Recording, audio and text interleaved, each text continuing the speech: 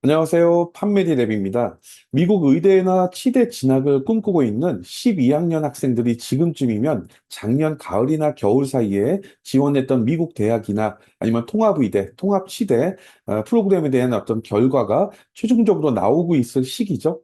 그래서 이렇게 미국 대학에 합격 오퍼를 받은 학교들 중에서 어느 대학을 가야지만 최종적으로 의대나 치대 진학에 유리할지 고민하거나 아니면 아직 결과를 기다리면서 통합의대나 통합치대 인터뷰 준비를 하는 학생들도 있을 겁니다. 최근 저희 이제 판메디랩에도 대학 선택 기준 그리고 이제 인터뷰에 대한 부분들 학부모님들이나 학생들의 문의가 쏟아지고 있습니다. 그래서 오늘 영상은 이 중요한 선택의 기로에서 현명한 결정을 내리실 수 있도록 준비했고요. 미국 의대 치대 진학을 위해서 어떤 기준으로 최종적으로 대학을 선택해야 하는지 그리고 올 가을 입학 전까지 선행학습을 포함해서 학생들이 무엇을 어떻게 준비를 해야 되는 것이 좋을지 이런 것들에 대해서 정리해 드리도록 하겠습니다. 그럼 오늘 먼저 영상의 순서를 말씀드릴게요. 첫 번째가 이제 많은 분들도 알고 계시겠지만 그럼에도 불구하고 12학년 학생 기준으로 해서 미국 의대 치대 합격을 위한 대학교에서 준비해야 될 스펙이 어떤 건지를 좀 정리해 드릴 거고요. 두 번째는 미국 명문대 간판이 과연 미국 의대 치대 합격이 정말 유리할지 이런 부분들에 대해서 논리적으로 정리를 해 드릴 거고 세 번째, 그러면 12학년 학생들은 이번 가을 학기 입학 전까지 무엇을 어떻게 준비해야 되는지, 그리고 네 번째가 이제 12학년 지금 현재 학생들을 위해서 판매드랩에서 지금부터 최종적으로 의대 치대 합격할 때까지 지원하는 프로그램에 대해서 설명드리도록 하겠습니다. 그럼 오늘 영상의 첫 번째 순서입니다. 12학년 학생들이 대학 입학 후에 의대나 치대 지원 시기인 3학년 2학기까지 총 6학기 동안 완성해야 될 스펙을 한번 짚어볼게요. 제 미국 의대 치대 입시가 지원자들의 상향 평준화로 인해서 학업이라든가 이제 비학업 역량을 종합 평가하는 홀리스틱 리뷰가 이제 매년 더 깐깐해지고 있습니다. 첫 번째가 이제 상상을 초월하는 프리레퀴짓 필수 이수 과목이고요. 그다음에 압도적인 GPA가 필요합니다.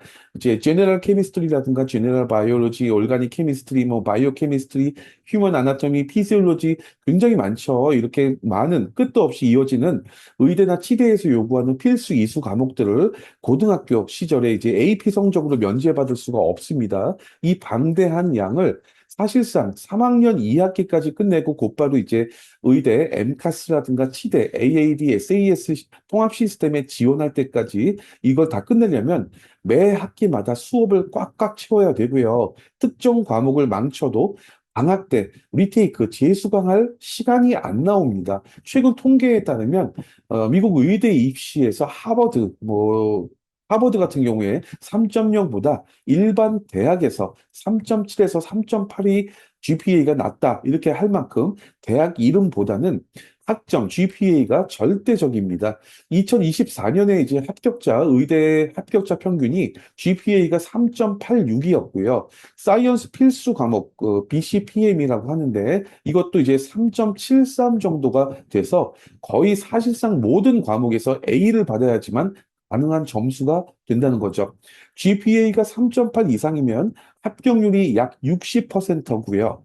3.4에서 3.5대가 30%대 합격률로 급락합니다. 그리고 3.0 미만은 아예 서류 자동 탈락 수준이에요. 그래서 이런 부분들 GPA가 중요하고 치대 같은 경우도 마찬가지인데 합격자 평균 GPA가 3.65에서 3.67 정도, 명문 치대 같은 경우에는 이제 뭐 3.7에서 3.9까지 이 정도가 평균 합격자의 수준이고 GPA가 낮으면 아무리 DAT 점수가 좋아도 경쟁에서 밀릴 수밖에 없고요. 특히 지원 가능한 의대나 치대가 적은 유학생, 국제학생들 같은 경우에는 생존을 위해서는 훨씬 더 높은 GPA가 필요합니다. 결론적으로 보면은 이제 그 의대나 치대 입시에서 초상위권 학부 GPA는 선택이 아니라 생존 조건이다. 그 중에서도 1학년에서 2학년 사이의 성적이 사실상 결과를 좌우하게 됩니다.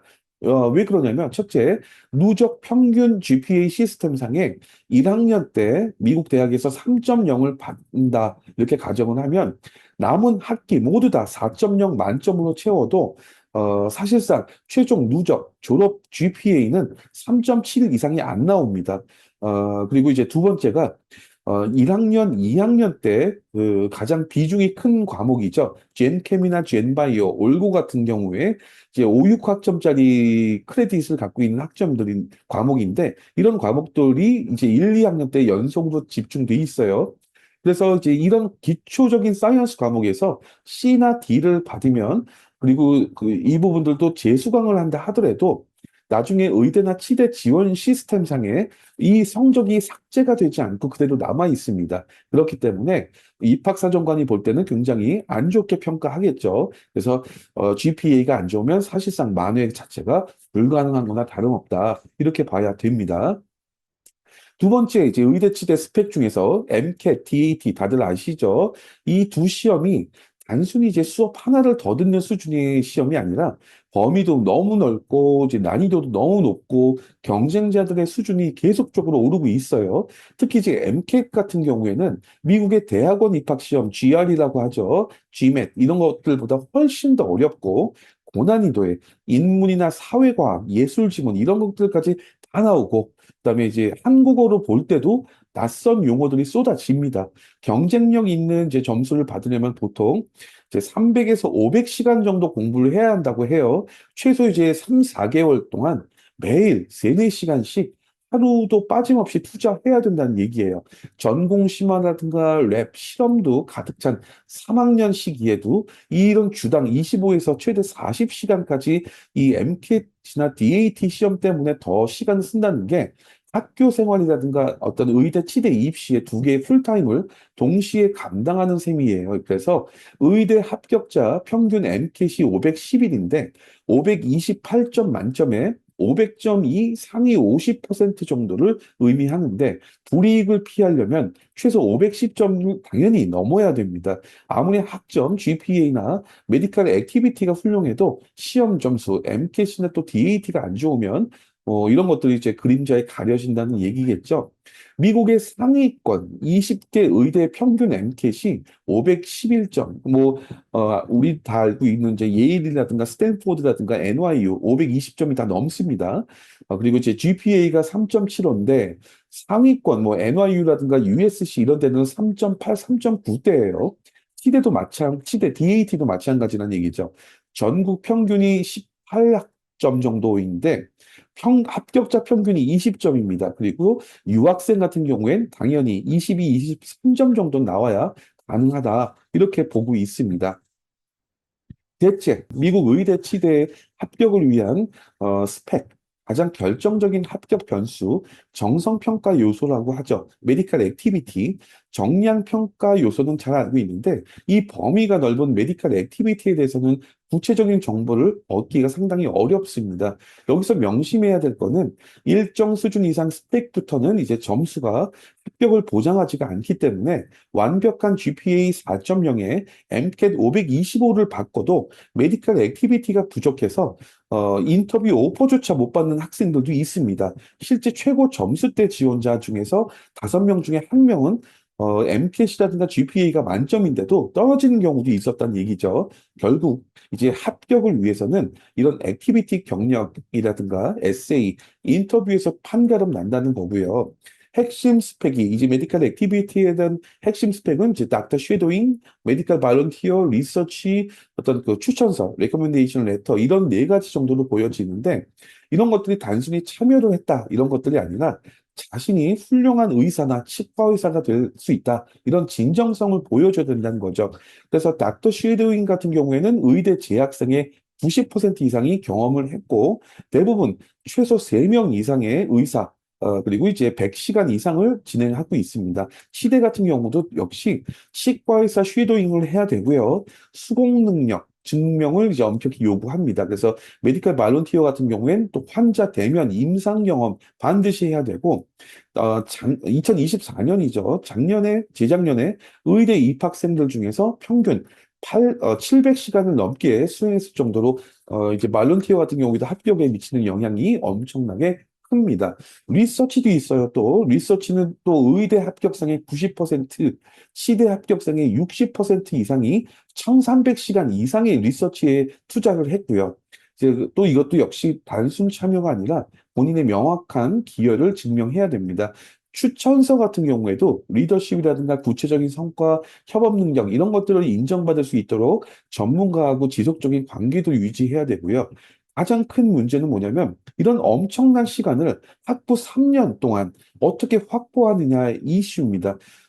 매주 주당 이제 15학점 꽉 찬 그 강의 일정 속에서 매주 4시간씩도 빠짐없이 발런티어도 해야 되고 그래서 연간 그래야지만 150에서 1년에 200시간이 나온다는 얘기고요. 평일 주간에 진행되는 이제 쉐도잉 같은 경우에 또 수업 시간하고 정면으로 충돌한다는 얘기죠. 수업을 빠지고 쉐도잉을 가야 될 것이냐, 쉐도잉을 하지 않고 수업에 참여할 것이냐, 이것도 고민스러운 부분들이죠. 그래서 이렇게 3학년 2학기까지 6학기 동안 의대나 치대 지원을 위한 스펙을 만드는 거는 정말 정말 어려웠다는 얘기죠. 이번에 그러면 이번 2026년 가을에 통합의대나 통합치대에 합격해서 입학 예정인 학생들도 최종적으로 이제 의대 치대 입학이 100% 다이렉트로 보장된 게 아닌 건 다들 알고 계시겠죠? 그래서 올 가을 입학 후부터 최종 합격할 때까지 대학에서 요구하는 깐깐하고 까다로운 스펙을 계속 유지를 해야 됩니다. 매 학기마다 이제 학업 기준을 충족하지 못하면 통합 프로그램에서 방출돼서 일반 학부생으로 전환될 수도 있다는 거고요. 프로그램에 따라서 다르지만 대략적으로 매 학기마다 GPA 3.5에서 3.6 정도 이상을 철저히 방어해야 되고 정해진 대부분의 이제 MCAT이나 DAT 점수를 넘겨야지만 진급이 또 보장이 됩니다. 그리고 물론 필수적인 메디컬 액티비티 참여하는 것도 당연히 병행해야 되고요. 그럼 의대 통합 프로그램, BSMD죠. BSMD의 생존 조건, 학부에서의 생존 조건을 보면 예를 들면 브라운 유니버시티, 브라운의 이제 통합 의대 같은 경우에는 학부에서 누적 GPA 3.65 이상, 사이언스 과목도 3.5 이상, MCAT 그렇지만 여기는 이제 브라운은 MCAT이 면제되기 때문에 좀 유리하긴 한데 케이스 웨스턴 PPSP 통합 의대 프로그램 같은 경우에는 MCAT은 면제되는데 7년에서 8년 동안 이 오버all 누적 GPA와 사이언스 GPA가 3.65 이상 조금이라도 떨어지면 탈락이 됩니다. 그리고 베일러의 BSMD 같은 경우에도 매년 1년에 6명밖에 선발을 안 하는데 GPA 3.5 이상을 유지해야 되고 MCAT도 510점 이상 나와야 됩니다. 뭐 그다음에 서스 플로리다 USF 통합의대 같은 경우에도 1학년 종료할 때까지 GPA가 3.7 이상이 나와야지만 다음 단계로 넘어갈 수 있고 2학년에서 3학년 종료할 때 GPA 3.8 이상 나와야 됩니다. MCAT도 있어야 되고요. 굉장히 가혹하죠. 그리고 통합치대 프로그램도 단 한 번에 성적 미끄러짐을 허용하지 않고 있습니다. 예를 들면은 이제 우리 한국 학생들 많이 알고 있는 UOP 같은 경우에도 6년 과정 통합치대 사이언스 풀타임을 이수해야 되고 C나 D, F 학점이 하나도 있으면 안 되고 무조건 B 이상이어야 되고 누적 GPA 3.6 이상, 그다음에 DAT 최소 20점 이상 방어해야 된다는 얘기고 NYU 3 플러스 4 7년 통합치대 같은 경우에도 3년으로 압축 수강을 하기 때문에 굉장히 학생들이 힘들죠. 그래서 무결점의 GPA 3.5 이상 DAT 합격선도 넘겨야 되고요.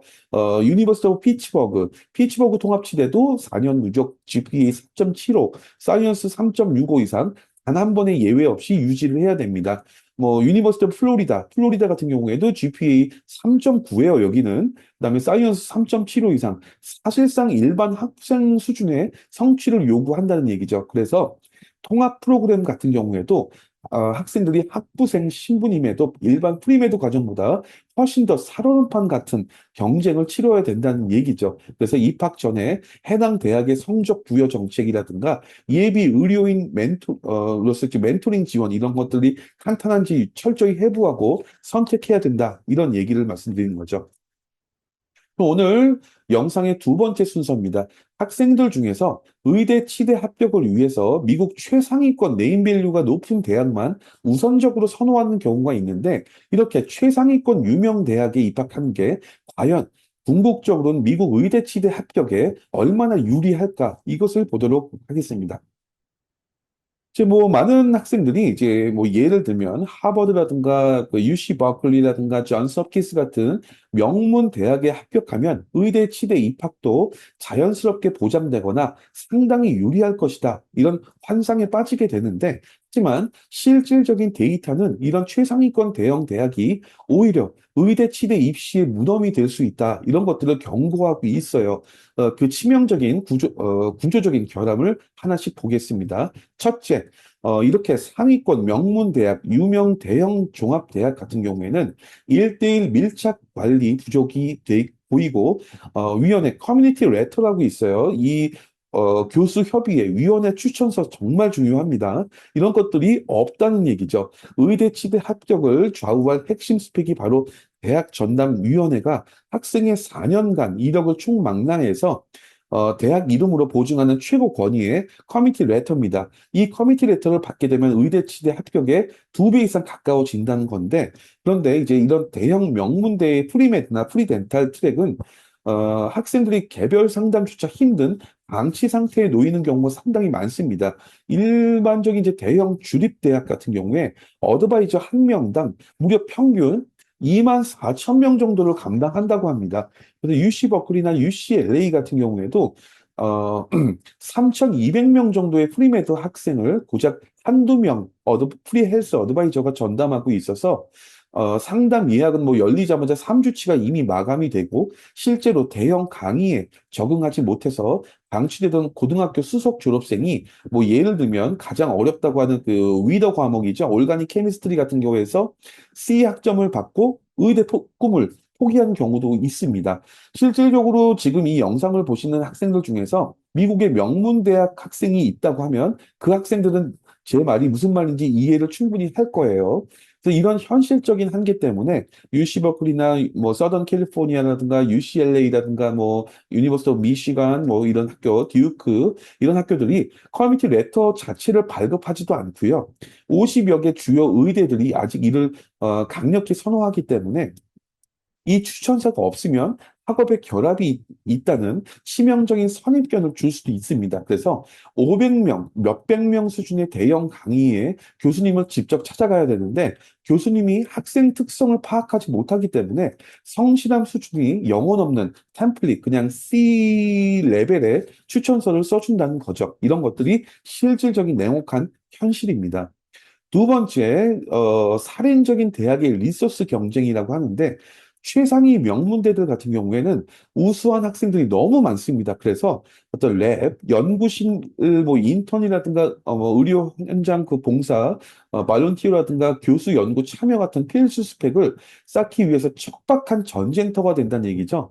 예를 들어서, 뭐, 예를 들면, 메릴랜드 같은 경우에는 학생이 3만 2천 명인데, 그 주위에, 바로 이 주위에 이제 로욜라가 있어요.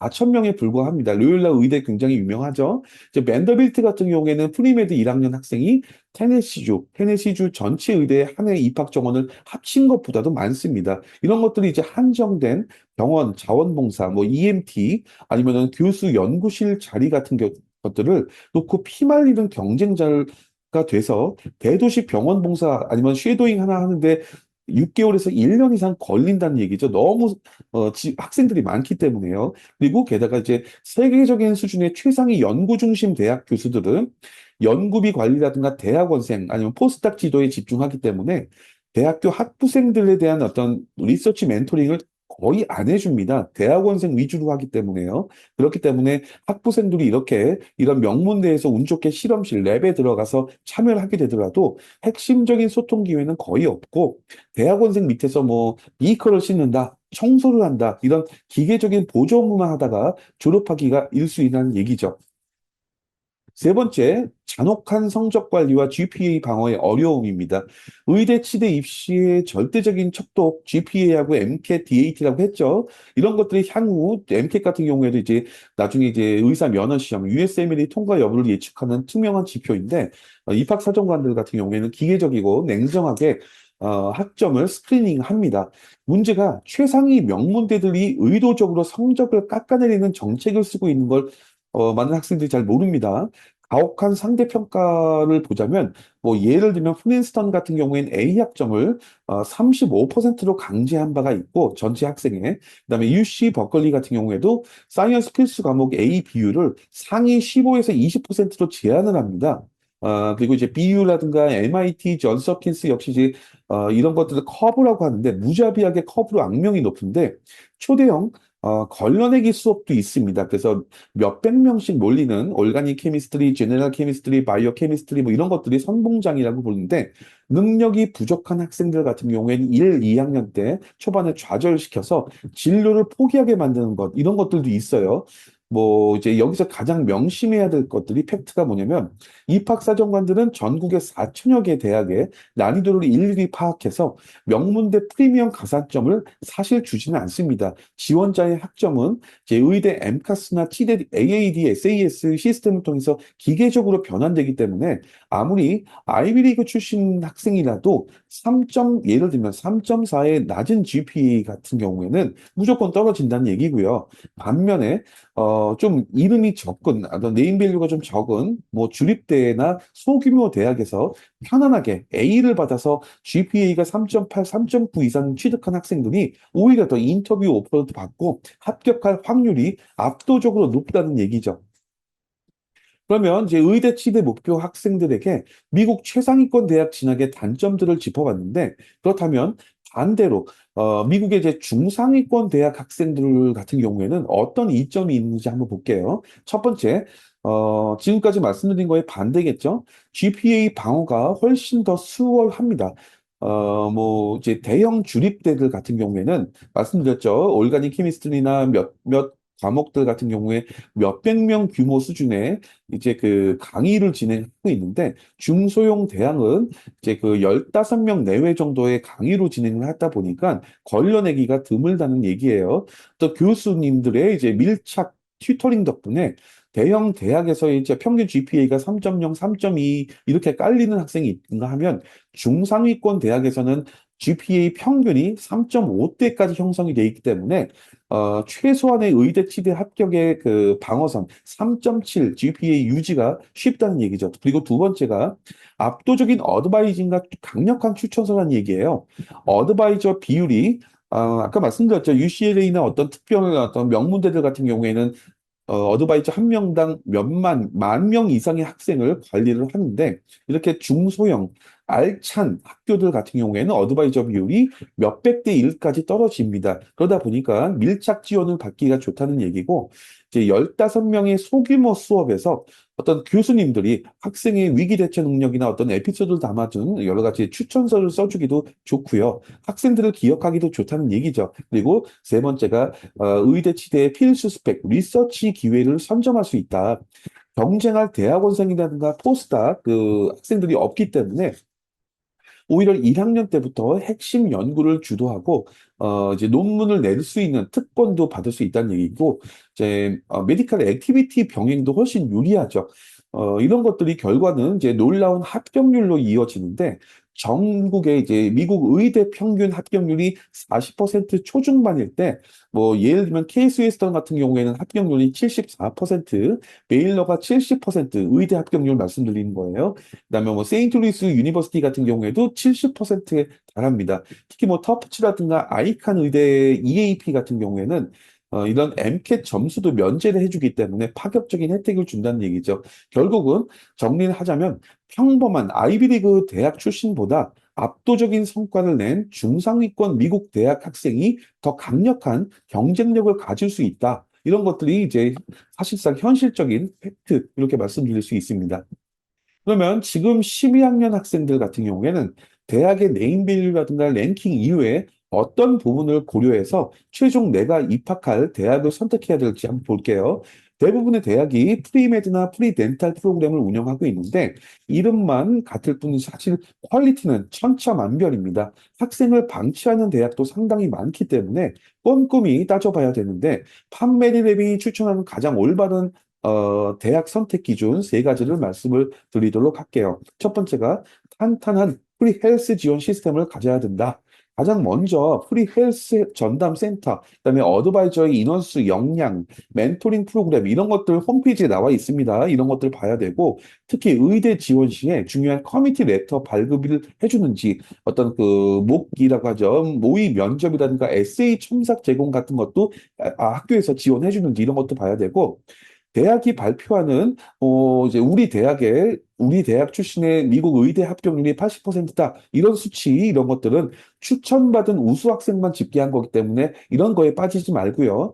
단순히 합격률보다 실질적인 지원 시스템을 보셔야 됩니다. 두 번째가 내가 입학할 미국 대학은 물론 이 얘기는 다 의대 치대 목표 학생 기준입니다. 위치와 인근 의료라든가 리서치 인프라를 봐야 됩니다. 보스턴이라든가 뉴욕이라든가 샌프란시스코 같은 대도시 대학이 당연하겠지만 주변에 정말 유명한 병원도 많고 바이오 연구소들이 밀집돼 있죠. 그래서 어, 액티비티, 그 발런티어라든가 리서치 같은 기회가 상당히 풍부하죠. 반면에 이제 시골의 작은 학교, 뭐 예를 들면 리버럴 아츠 컬리지라든가 방학 중에 어떤 뭐 도시에서 연구소 인턴십을 학교가 잘 연결해 주는지 이런 것들도 확인해야 되고요. 해당 대학에 이제 의대나 치대, 대학병원이 있는지도 중요합니다. 단 이제 그 본인의 대학에 의대 치대가 있다고 해서 진학에 무조건 유리한 건 아니고요. 대부분 출신 학교를 동등하게 평가하기 때문에 입학상 특별한 이점은 사실은 없어요. 오히려 의대가 없는 순수 학부 대학의 학부생 리서치에 더 집중 투자하기도 하고 교수와 이제 밀착 지도를 받기에 유리할 수 있다. 이렇게 봐야 됩니다. 세 번째가 학교의 명성이라든가 진학 실적을 보는 것도 좋습니다. 미국 의대 치대의 입학사정관들이 출신 대학의 난이도와 명성을 참고하긴 합니다. 그래서 명문대 간판이 하나의 강점이 될 수는 있습니다. 그런데 명문대 진학이 합격의 프리패스, 의대 치대 합격의 프리패스는 아니다. 이렇게 말씀드리고 싶고요. 압도적인 GPA하고 MCAT, DAT 점수, 그리고 풍부한 액티비티 이런 것들이 최우선이기 때문에 준비가 부족하다면 대학 이름값은 사실 소용이 없습니다. 오늘 영상 세 번째 순서입니다. 미국 의대 치대 목표의 12학년 학생들이 지금부터 이번 가을 대학 입학 전까지 무엇을 어떻게 해야 되는지 이런 것들에 대해서 정리해 드리겠습니다. 먼저 입학 전까지 지금 시점 기준으로 해서 약 6개월 정도 남았고요. 대학 1, 2학년 과정의 선행학습을 어떻게 해야 될지 살펴볼게요. 국제학교에서 이제 AP 과목으로 기초를 쌓았다 하더라도 실제 대학의 프리메드, 프리덴탈 과정이 상상 이상으로 치열하죠.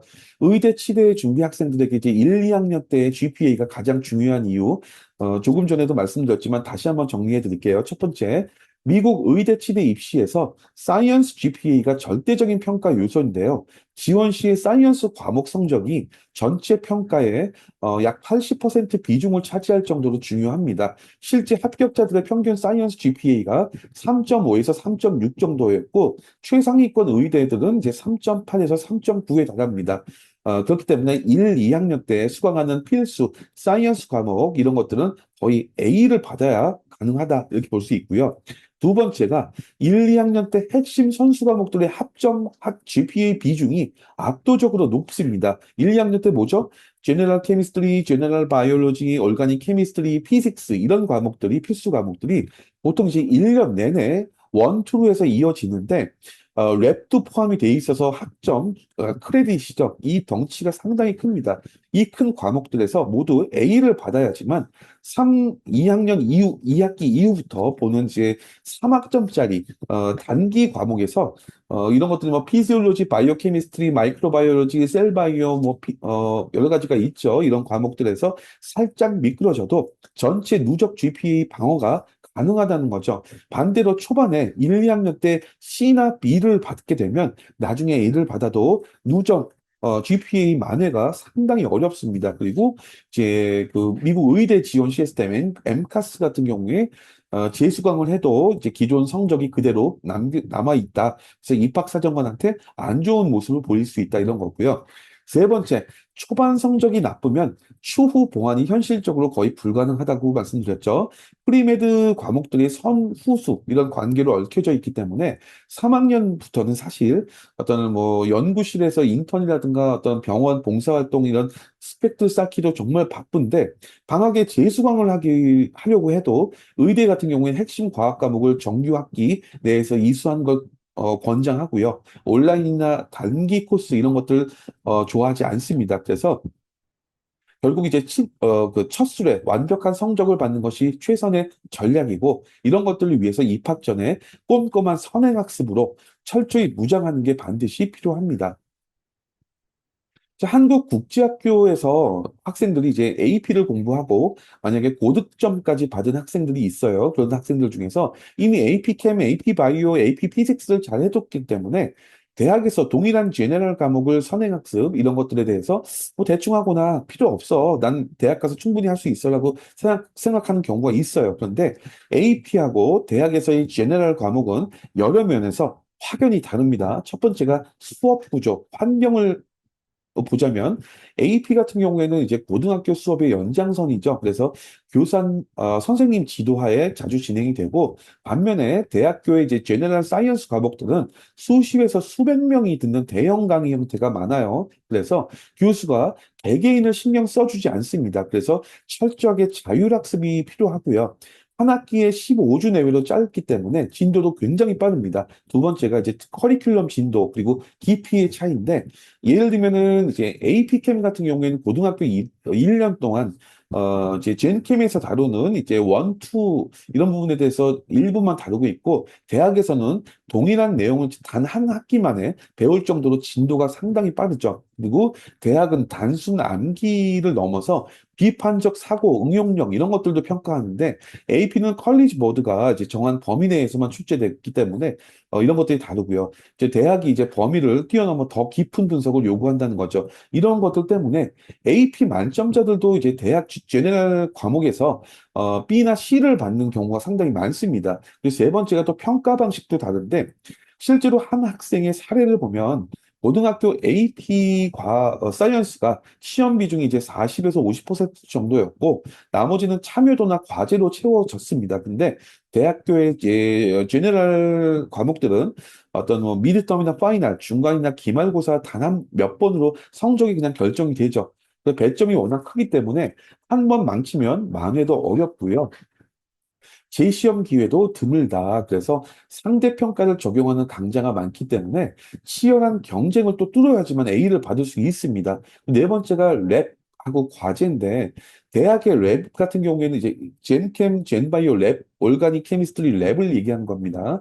이 랩은 장비 규모라든가 주제의 전문성이 더 높고 보고서도 훨씬 더 까다롭습니다. 실제 연구에 가까운 실험을 하기 때문에 조교 감독하에 주도적으로 계획하고 분석도 하는데 이제 그 AP는 그렇지 않죠. 그래서 스스로 해결해야 될 과제들의 양과 난이도 역시 AP와는 비교가 안 된다는 얘기죠. 결론적으로 AP 수업이 대학 수준을 미리 맛보는 일종의 뭐 교두보다 이렇게 말할 수 있고 AP에서 좀 점수를 받았어도 대학에서 더 방대한 공부량 그리고 높은 자기주도 학습 이런 것들을 감당해야 된다. 이걸 반드시 알고 있어야 됩니다. 학생들 중에서 이제 학생 지도하고 상담을 하다 보면은 AP 고득점자가 대학 제너럴 과목에서 성적이 오르지 않는 이런 케이스를 많이 보는데요. 도대체 왜 그런지 이유를 네 가지로 좀 더 짚어볼게요. 첫 번째, 학습 태도와 과신 때문입니다. AP 5점을 받은 학생들이 이미 아는 내용이라고 생각해서 복습을 소홀히 하거나 암기 위주의 고등학교식 공부법에 안주하기 때문에 이런 것들이 생기는데 이제 대학에서는 이제 새로운 맥락에 대해서 개념을 적용하는 세부적인 응용 문제들이 출제되기 때문에요. 이제 교수님의 출제 방식에 철저히 대비하지 않고 방심하면 큰 실수를 하게 된다는 얘기죠. 그리고 두 번째가 심화된 비판적 사고의 요구, 이런 얘기입니다. 미국의 상위권 대학들은 AP 범위를 넘어서거나 같은 내용이라도, 같은 주제라도 훨씬 높은 수준의 이해를 요구합니다.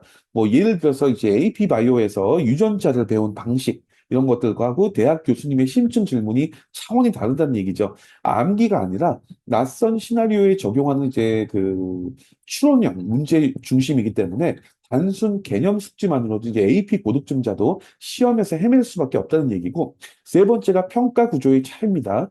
고등학교 시절에 꾸준하게 이제 숙제, 피드백으로 페이스를 유지하는 것과 달리 대학에서는 전적으로 자율복습에 맡기기 때문에 자기 관리에 실패하기가 쉽다는 얘기죠. 그리고 네 번째, 선행 지식의 불일치라고 합니다. 그래서 AP와 대학 커리큘럼의 세부 범위 차이가 혼란을 준다는 얘기죠. AP 캠에서 가볍게 다룬 주제를 대학에서는 굉장히 깊게 강조하기도 하고 반대로 익숙한 부분들을 빨리 훑고 지나갈 때 자만하다가 예상치 못한 실수를 범하기도 한다는 얘기죠. 그럼 대학 입학까지 앞으로 남은 약 5에서 6개월 동안 판매드랩에서 추천하는 올바른 선행학습 전략에 대해서 설명을 좀 드릴게요. 표면적으로는 6개월 정도인데 뭐 사실 학생들이 매년 그랬지만은 7월 정도부터는 출국하고 유학생들은 또 비자 인터뷰 준비하고 굉장히 바쁘죠. 그렇기 때문에 실제로 선행학습을 온전히 집중할 수 있는 시간은 지금부터 사실상 4, 5개월 정도밖에 안 됩니다. 그래서 이런 부분들에 대해서 미리 알고 전략을 세워야 되는데 첫 번째가 기초 개념의 철저한 복습 그리고 약점을 메꿔야 된다. 그래서 먼저 고등학교 때 이제 배운 기초를 완벽히 다져야 된다는 얘기고요. 제네럴 케미스트리는 이제 뭐 원자 구조, 몰 개념이라든가 뭐 연력학, 산염기 이런 것들 핵심을 정리하고 제네럴 바이올로지 같은 경우에는 세포 구조, 유전, DNA 뭐 많이 익숙하죠. 이런 것들을 훑어보고요. 또 뭐 이제 케미스트리 같은 경우에는 뭐 산염기 계산 이런 것들 본인이 취약했던 파트를 집중적으로 연습을 해두는 것이 중요하고 두 번째가 실제로 대학 교재를 이제 미리 공부하는 게 중요하죠.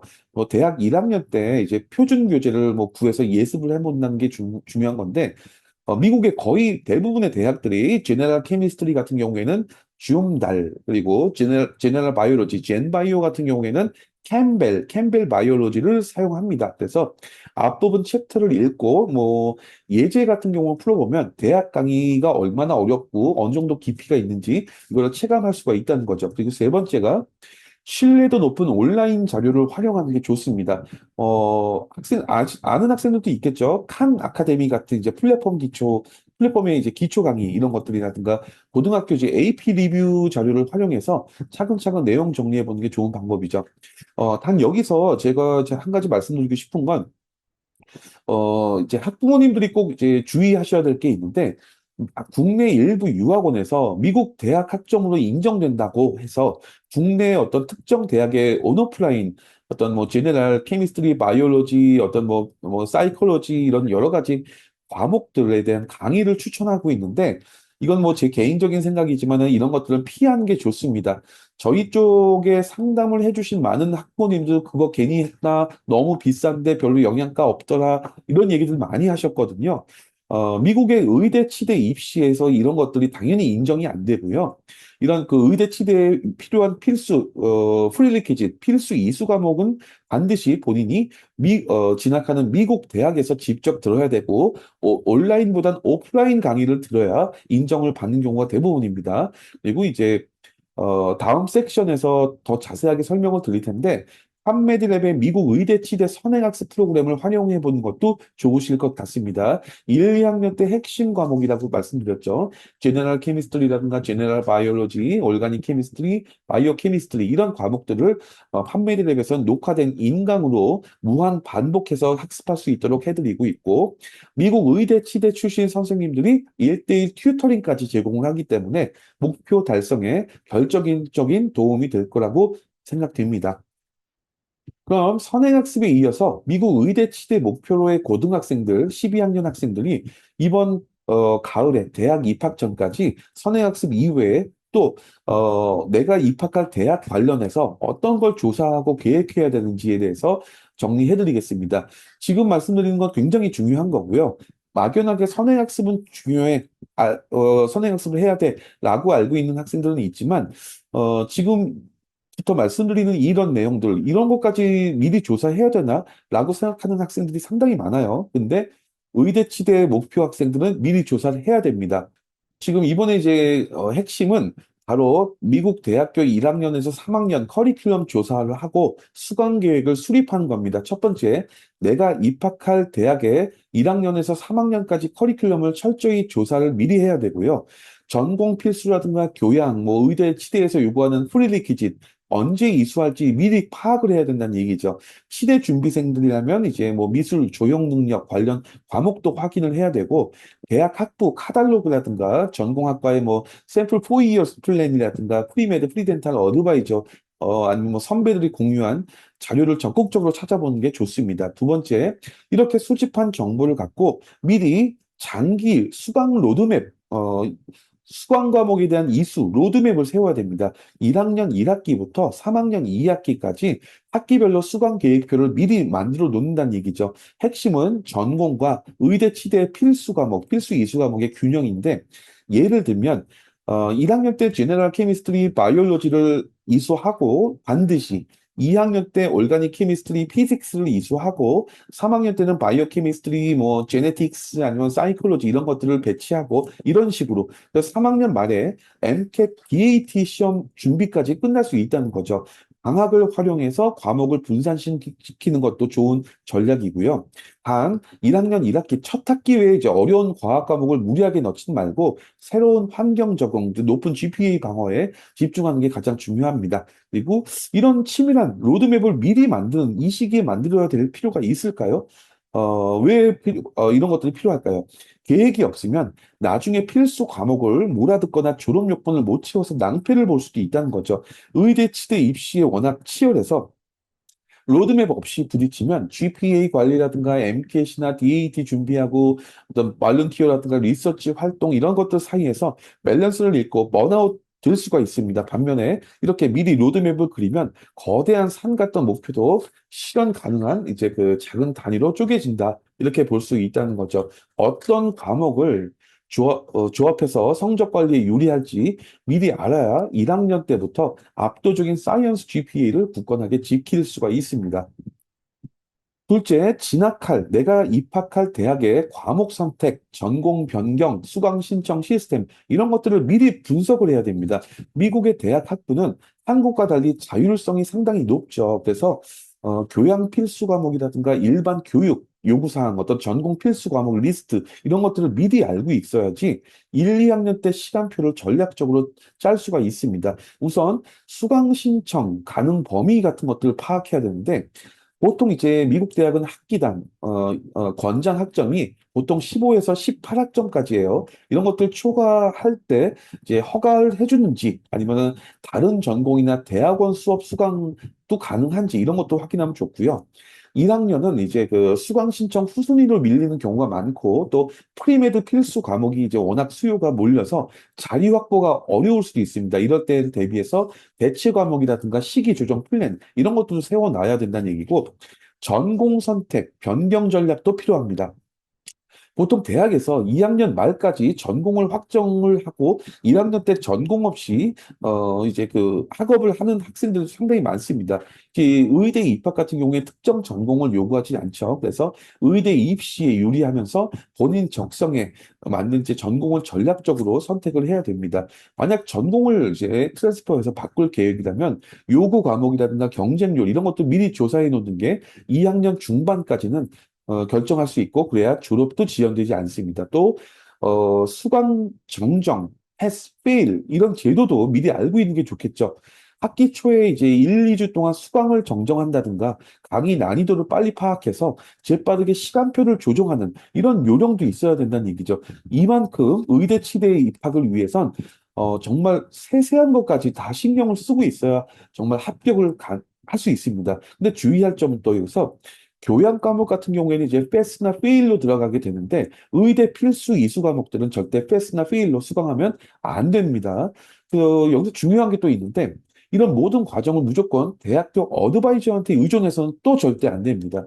대형 상위권 대학일수록 학생 한 명 한 명을 세심하게 챙겨주지 않고 방치하는 경우도 많습니다. 그래서 스스로 모든 것을 알아보고 개척해야 됩니다. 그럼 대학 입학 전에 이런 시스템 분석이 왜 중요할까? 학업 전략을 최적화해서 뼈아픈 시행착오를 막기 위한 거죠, 사실. 그래서 제도를 미리미리 파악해서 완벽히 꿰뚫고 있는 학생들이라면 전략적으로 GPA를 방어하고 수강 신청 같은 경우에도 이제 인기 과목도 선점할 수 있고 플랜 B까지 염두에 둔 심리적인 안정감 속에서 그 의대 치대라는 장기전에 흔들림 없이 완주할 수 있다. 이렇게 말씀드리고 싶습니다. 세 번째, 이제 대학 내 어드바이저 시스템, 그리고 프리메드, 프리덴탈 학생 지원 리소스 조사를 하고 이런 것들을 활용해야 됩니다. 미국 대학이 신입생들한테 이제 아카데믹 어드바이저를 배정하고 대부분 이제 프리 헬스 어드바이저나 전담 오피스를 따로 두고 있습니다. 입학 전후에 내 어드바이저가 누구인지, 그다음에 전담 조직이 있는지 대학교 웹사이트나 신입생 OT 때 이제 자료에서 확인할 수 있고요. 1학년 때 이제 일반 어드바이저였다가 전공 확정된 다음에 프리 헬스 어드바이저가 추가되기도 하고 의대 지원을 총괄하는 이제 커미티가 있는 경우도 있어요. 또 험난한 이제 이런 학업을 도와줄 뭐 튜터링 센터라든가 라이팅 센터, 커리어 센터 이런 것들도 학교에 있는 경우가 많은데 이런 것들은 미리 알고 있는 게 좋죠. 프리메드나 프리덴탈 지원 리소스 탐색하는 것도 중요하죠.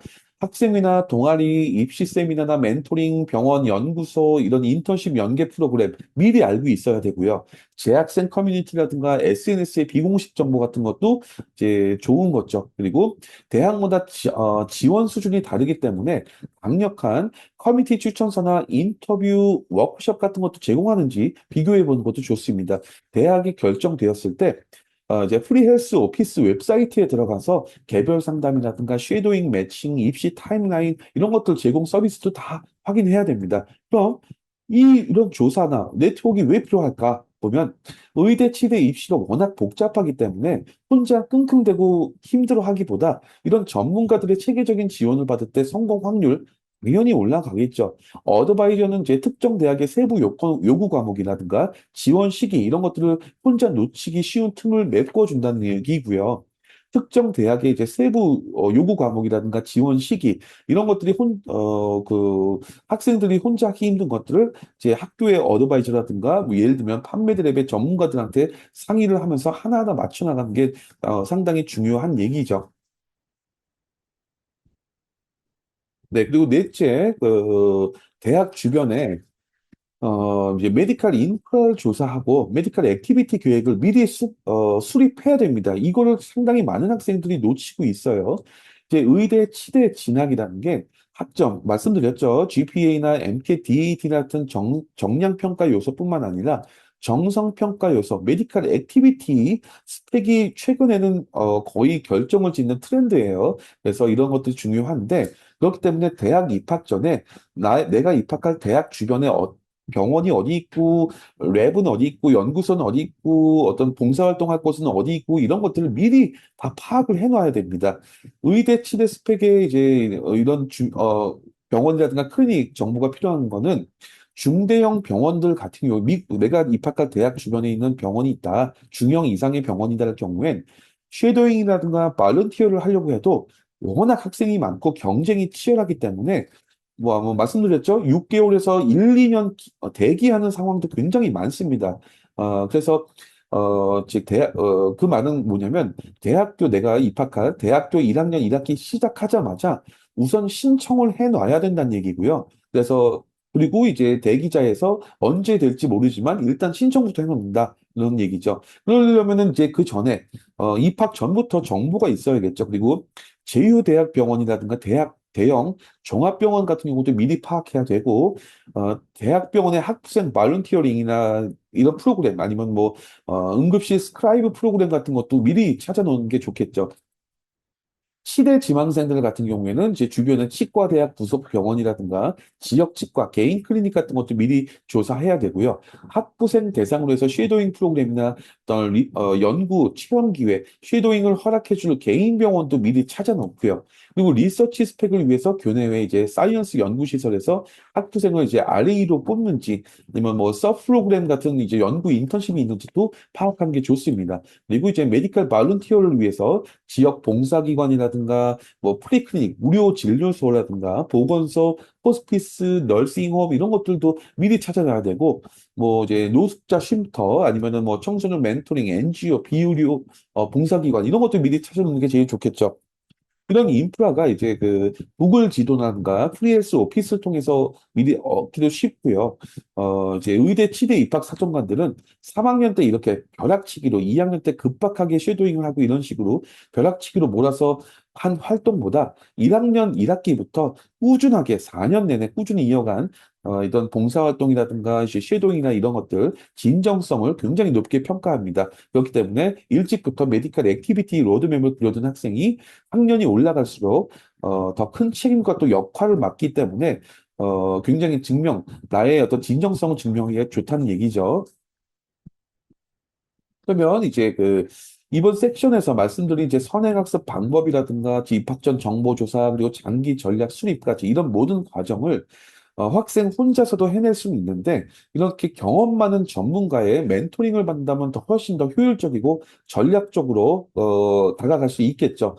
미국 의대 치대 출신 멘토진이 직접 이끄는 판메디랩의 멘토링 5가지의 결정적 이점을 좀 정리해 드릴게요. 첫 번째, 의대 치대 입시에 최적화된 맞춤형 전략을 수립해 드립니다. 멘토가 이제 이런 험난한 입시의 전 과정을 직접 뚫고 온 미국 의대 치대 출신 진짜 전문가입니다. 그래서 학생 개개인의 역량에 맞춰서 졸업 후에 개비어를 갖는 것이 유리할지 아니면은 뭐 조기에 MCAT, DAT 시험을 대비할지 이런 것들 여러 가지 개별 상황에 따른 최적의 이제 로드맵을 설계해 준다는 얘기고요. 그리고 이런 것들을 통해서 또 이제 뼈아픈 시행착오를 줄일 수 있고 현실적이면서 도전적인 목표를 설정해서 가장 경쟁력 있는 지원자로 성장할 수 있도록 도와드립니다. 두 번째, 대학 커리큘럼 해석과 전략적인 과목 선택 조언인데 미국 대학의 복잡하고 낯선 커리큘럼 이런 것들을 이제 하고 이수 요건을 멘토가 대신 꼼꼼히 분석해 드린다는 얘기죠.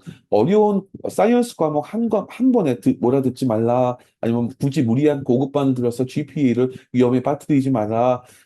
이런 실전 팁을 제공하고요. 나아가서는 어떤 A 대학은 뭐 리서치 기회가 풍부하지만 올가닉 케미스트리가 지옥이고 B 대학은 프리메드 특별 세미나가 훌륭하다. 뭐 이런 것들 이제 멘토들만이 아는 대학별로 내부 정보를 통해서 GPA 방어에 최적화된 시간표도 짜드릴 수 있습니다. 세 번째, 대학별 이제 그 특징 비교, 최종 선택 지원인데 아직 입학할 대학을 최종 결정하지 못했거나 뭐 편입을 고민 중이다. 이럴 경우에 각 대학의 특징을 객관적으로 저희 멘토 선생님들이 비교해 드립니다. 어떤 대학이 이제 친밀한 교수 관계로 추천서 받기가 좋은가? 아니면 어떤 대학이 거대한 동문 네트워크로 인턴십 구하기가 쉬운가? 실제로 뭐 GPA 경쟁 강도가 어떤지 이런 것들을 겉으로 알 수 없는 팩트 같은 걸 집어드린다는 얘기죠. 그리고 또 최신 미국 의대 치대 입시 트렌드하고 통계를 바탕으로 해서 현실적인 합격 기준점도 명확히 제시해 드리고 있습니다. 네 번째가 메디컬 액티비티 추천 그리고 퀄리티를 향상시키는 건데 단순히 시간만 채우는 뻔한 봉사 발런티어 이런 것들이 이제 입학사정관들의 눈길을 끌 수 없습니다. 멘토들은 이제 다수의 합격 사례라든가 바탕으로 어떤 활동이 진짜 가치 있고 입학사정관들이 가장 선호하는지를 알고 있습니다. 그래서 이런 것들을 조언하는 거고 학생의 강점이라든가 흥미를 정확히 파악해서 국제의료 봉사, 어떤 뭐 특별 리서치 프로그램 이런 것들 생각하지 못했던 액티비티까지도 제안을 해서 학생만의 고유의 이제 압도적인 합격 스토리를 완성해 드린다는 얘기죠. 그리고 다섯 번째가 강력한 뭐 심리적인 지원, 지속적인 동기부여 이런 것들도 있어요. 그래서 미국 의대 치대 진학이 이제 마라톤처럼 힘들고 지치는 번아웃 되는 순간이 반드시 있고 여러 번 있습니다. 그래서 이런 길들을 먼저 걸어본 이제 의대 치대 출신 멘토들이 슬럼프가 오거나 2학년 때 성적이 떨어지거나 아니면 현실적인 만회 플랜 이런 것들을 함께 짜기도 하고 멘탈을 굳건히 잡아드린다. 이런 얘기들이죠. 그럼 오늘 영상의 마지막 순서로 미국 의대 치대에 진학을 목표로 하는 현재 12학년 학생들을 대상으로 하는 판메디랩의 지원 프로그램을 간단하게 소개해 드릴게요.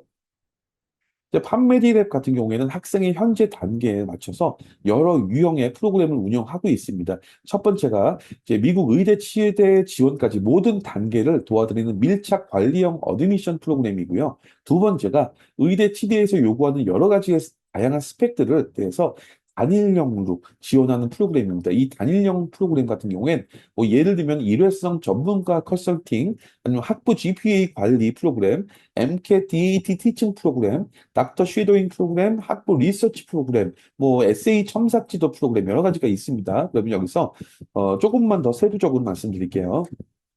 이제 판매드립의 의대 치대 어드미션 프로그램 같은 경우에는 학생의 현재 상황을 정밀하게 진단하는 것에서 시작을 하는데요.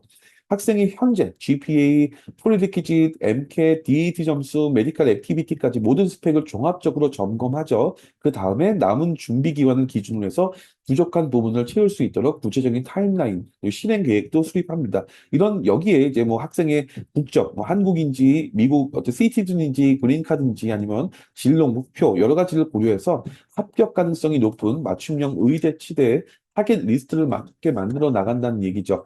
예를 들면은 지금 현재 12학년 학생으로서 미국 대학 입학 전인 상황에서 만약에 지금 판매드 레벨 프로그램에 등록을 하게 된다면 지금부터 앞으로 약 3년 좀 넘게 남았죠. 3학년 2학기 마치고 의대나 치대 지원할 때까지 그 3년에서 4년, 거의 36개월에서 40개월 남았는데 그동안 지속적으로 매월 매월 저희가 정기적인 1대1 관리 미팅을 하면서 GPA 방어에 대한 부분, 선행학습에 대한 부분들, 지금 미리 준비해야 될 것들, 여러 가지를 저희가 이제 판단하고 학생들한테 상의해서 정보를 제공하기도 하고요. 대학교 1학년 입학해서부터는 또다시 말씀드렸던 것처럼 GPA 관리와 이제 필수 이수 과목 전략, 그다음에 MCAT, DAT 준비까지 그래서 이제 거의 36에서 40개월간 저희 의대 치대 출신 선생님들이 학생 1대1로 개별적으로 계속적으로 관리를 해 나간다는 얘기죠. 그리고 나중에 이제 3학년 2학기 이후에 의대 치대에 대한 지원 리스트업을 하고 그다음에 이제 의대나 치대 지원 시스템에 에세이 첨삭 지도부터 인터뷰 티칭까지 모든 것을 다 저희 선생님들이 해드리고 있습니다. 그러면은 대학교 1학년 가서 뭐 이런 관리 프로그램 받아도 되겠지만 어차피 같은 금액, 프로그램 비용은 같습니다. 그렇다면 지금부터 관리를 받는 게 낫지 않나 이렇게 이제 말씀을 드리는 거죠. 또 이런 저희 판매드랩의 의대 치대 어드미션 프로그램을 운영하시는 분들은 이렇습니다. 지금 뭐 현재 듀크 메디칼 스쿨, 베일러 메디칼 스쿨, 이스트 버지니아, 아니면 메릴랜드 치대, 미네소타 치대, 컬럼비아 치대 이렇게 재학 중인 선생님들이 미국 의대 치대 출신 선생님들이 직접 관리하고 서포트를 해드리는데 이런 것들이 일반적인 국내 유학원과 가장 큰 차별점이겠죠. 거의 사실상 의대 치대 출신 선생님이 직접 관리해 주시는 프로그램을 운영하는 유학원은 제가 현재까지 보기로는 없는 것 같습니다. 이런 것들이 저희 판매디너만의 차별점이라고 볼 수 있습니다. 그리고 제 두 번째가 이제 완벽한 GPA 관리를 위해서 판매디랩에서 지원을 해드리고 있는데 여기 보이시는 것처럼 이제 그 뭐 제너럴 케미스트리, 젠바이오, 올가닉 케미스트리, 바이오 케미스트리, 피직스 이런 여러 과목들이 의대 치대 필수 과목 중 가장 중요한 과목들이죠. 그래서 이런 과목들에 대해서 그 GPA도 관리하고 동시에 공부만 하는 게 아니라 그 사이에 메디컬 액티비티도 병행할 수 있도록 저희 판미드랩에서 지원을 해드리고 있는데 이렇게 녹화된 렉처를 제공하고요. 그다음에 1대1 온라인 튜터링까지도 제공을 했고 그리고 이제 어떤 실험 보고서라든가 중간고사, 기말고사까지도 저희 선생님이 관리해주고 봐주고 있습니다. 그다음에 세 번째가 제 판매드랩의 MCAT DAT 티칭 프로그램이에요. 어, 저희 이제 판매드랩에서는 MCAT DAT 티칭을 그냥 모든 학생을 획일적으로 가르치지 않습니다.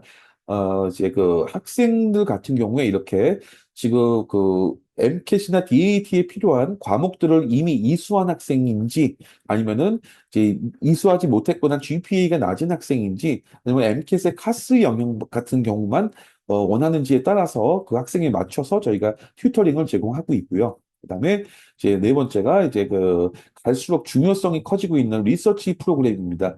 이제 상위권 미국 의대나 치대 입시에서 리서치가 정말 중요하다고 말씀드렸죠. 그렇지만 이제 학생들 같은 경우에는 대학 학부에서 리서치 멘토링을 받기가 상당히 좀 어려운 과정이 있는데 이제 판메디랩에서는 이렇게 리서치 프로그램을 운영한 특징이 이제 미국 명문대 현직 교수님하고 이제 직접 1대1로 소규모 1대1로 이제 리서치를 진행합니다. 그래서 어, 학생이 이제 주도적인 주제 설정을 하고 체계적인 관리를 저희가 또 해드리고 있고, 이런 그 저희 현직 명문대 교수님들의 피드백뿐만 아니라 이분들의 추천서까지도 받을 수 있다는 거죠. 이런 것들, 그리고 나중에 퍼블리싱까지도 할 수 있다는 얘기고요.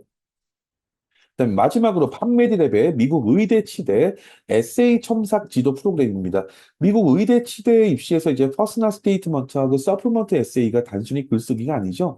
지원자의 스토리, 뭐 의학적 비전 이런 것들, 잠재력을 보여주는 그 가장 중요한 마스터키라고 볼 수 있는데, 그렇기 때문에 이런 것들은 이제 정말 고도의 기술이 필요합니다. 그래서 판메디랩의 에세이 프로그램을 특징을 좀 보면 첫 번째가 미국 의대, 치대 출신 멘토들이 직접 지도를 한다. 이제 그게 가장 큰 특징이고요. 두 번째가 이제 그 내가 지원할 의대, 치대 학교별 맞춤 무제한 첨삭을 한다. 그래서 엠카스의 퍼스널 스테이트뿐만 아니라 서플먼트 에세이까지 모든 것들을 1대1로 밀착 지도를 해드리고 있기 때문에 이제 그 판매드립의 에세이 지도는 이제 치열한 미국 의대라든가 치대 경쟁 속에서 지원자만의 장점과 비전을 가장 매력적으로 표현해드리는 완벽한 무기가 될 수 있다. 이렇게 볼 수 있을 것 같습니다. 네, 오늘 영상이 끝났고요. 긴 시간 동안 경청해주신 분들께 감사드립니다. 오늘 설명의 내용, 오늘 영상 내용을 들으시고 추가로 궁금하신 부분이 있거나 개별적인 상담이 필요하시면 여기 화면에 보이시는 연락처로 연락을 주시면 저희가 1대1로 상담을 도와드리도록 하겠습니다. 그럼 이것으로 영상 마치겠습니다. 감사합니다.